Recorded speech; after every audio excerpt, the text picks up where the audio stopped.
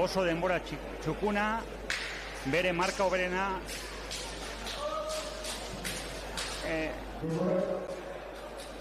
bere marka hobenetik, barkatu, oso gertu gelditu da.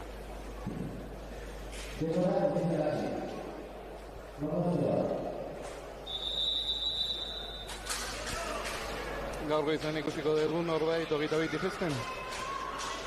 Agian orain Oskar Pascual, 22-tik askotan jetxi duen igerilaria, igerilari Nafarra, Euskal Herriko selekzioarekin, Real Kanoe taldeko igerilaria,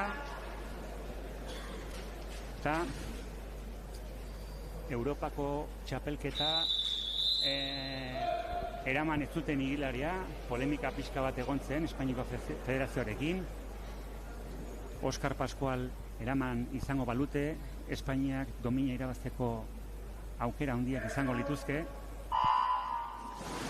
Eta Espainiak Europako txapelketan jokatu den Espainiako kopan 28 egin zuen, erreleboaren azken errebista bezala.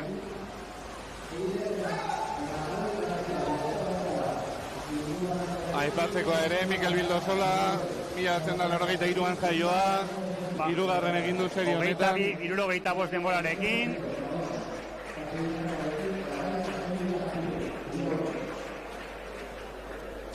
Serie honetan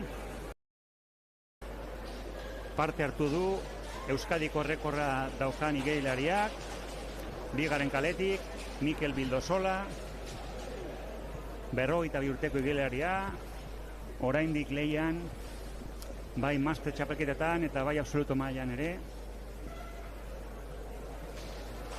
Gaur egun oraindik Euskadiko errekorra